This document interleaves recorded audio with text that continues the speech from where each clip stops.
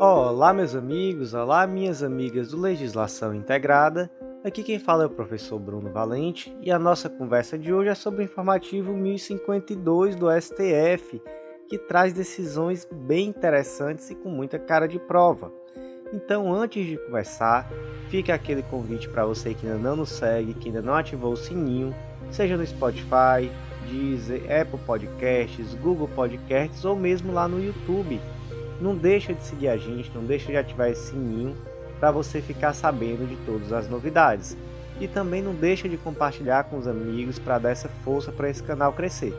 Por último, aquele convite para você que ainda não nos segue no Instagram, @legislação_integrada, lá também postamos novidades diariamente. O primeiro julgado do dia foi inserido lá no artigo 225 da Constituição Federal, que trata sobre o meio ambiente. O destaque ficou da seguinte forma: é inconstitucional a concessão automática de licença ambiental no sistema responsável pela integração, que é o REDSIM, para o funcionamento de empresas que exerçam atividade de médio risco nos termos da classificação estabelecida em ato do poder público. O que acontece aqui, meus amigos? Sob o pretexto de desburocratizar, de trazer uma simplificação de procedimento, a lei de número 1495 acabou por possibilitar uma espécie de licenciamento automático para determinadas empresas. E aí, na verdade, o que se fez foi trazer um retrocesso à proteção do meio ambiente, com hipóteses de licenciamento presumido.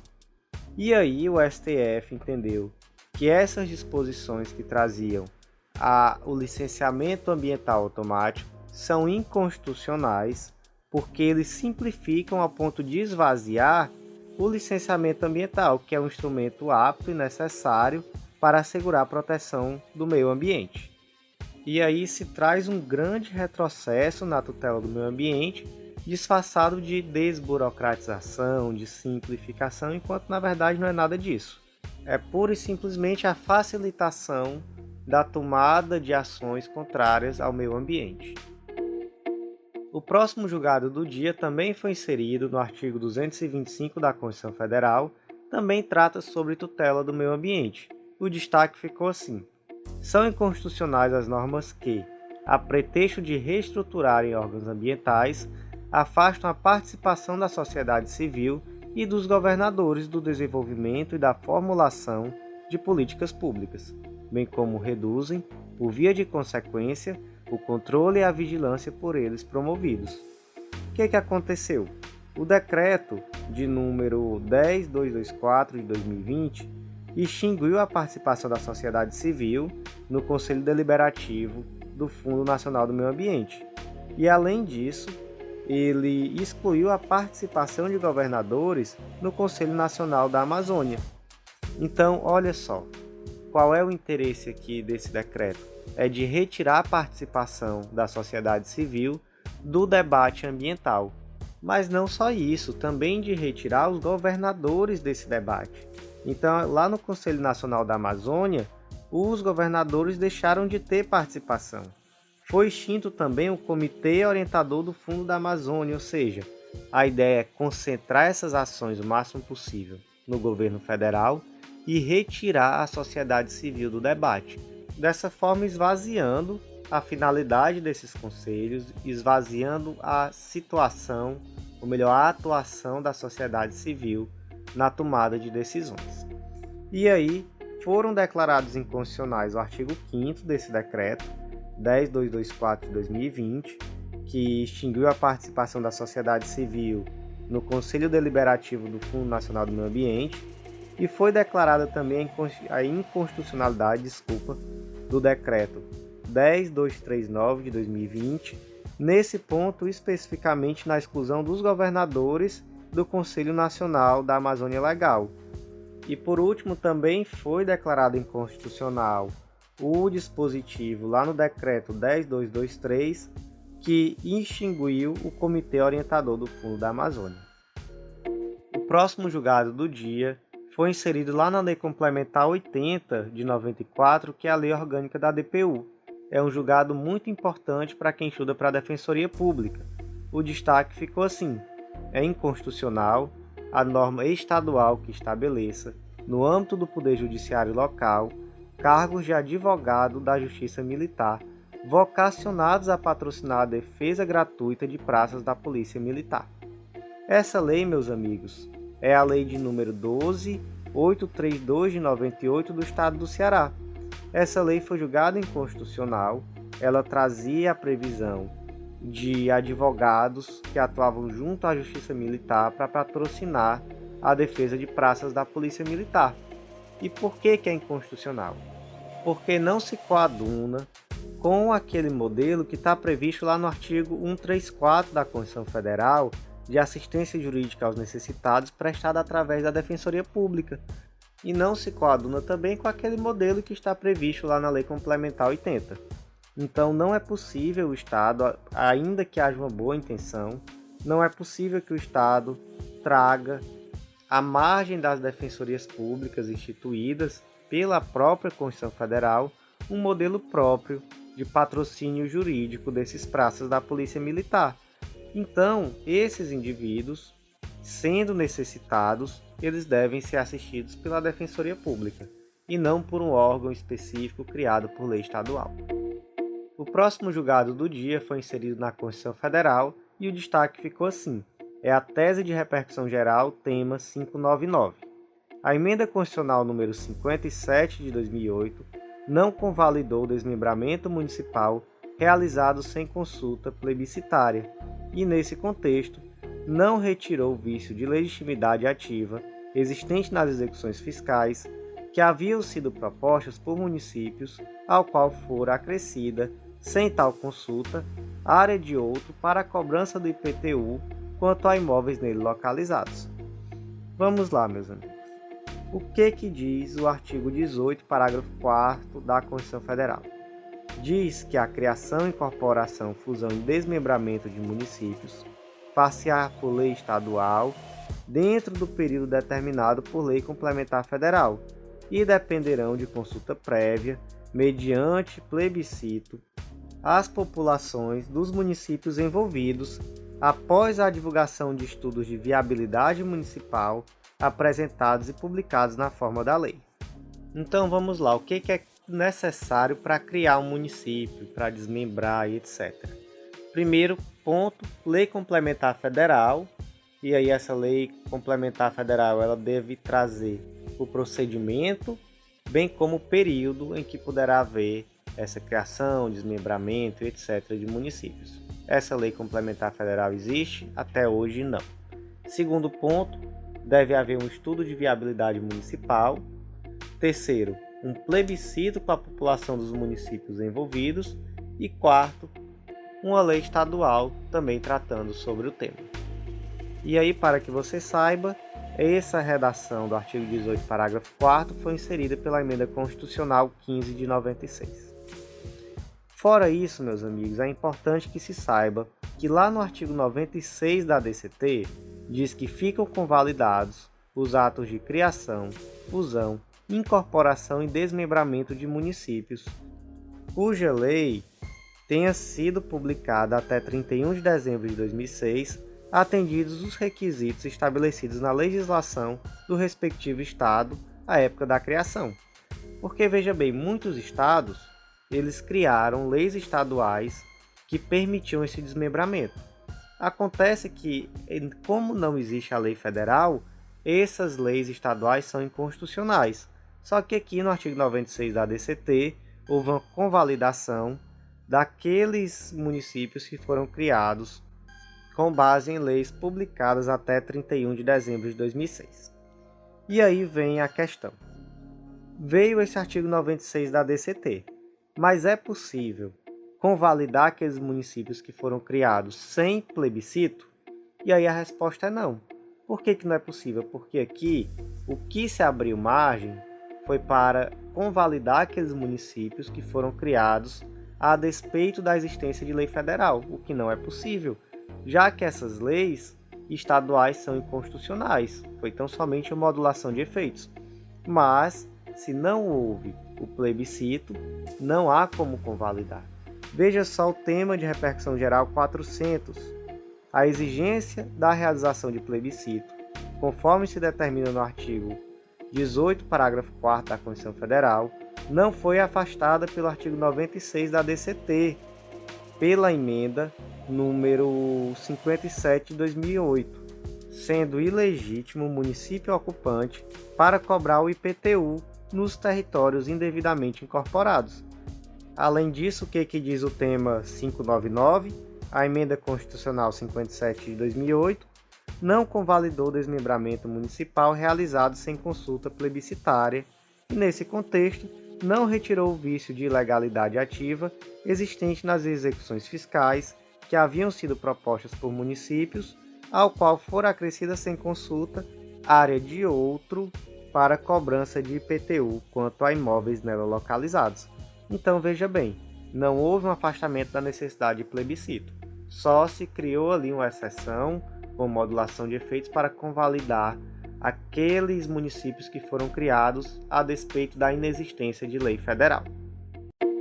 O próximo julgado do dia foi inserido lá na Lei 8080 de 1990, que é a Lei do SUS, e o destaque ficou da seguinte forma: é obrigatória a inclusão da União no polo passivo de demanda, na qual se pede fornecimento gratuito de medicamento registrado na Anvisa, mas não incorporado nos protocolos clínicos e diretrizes terapêuticas do SUS.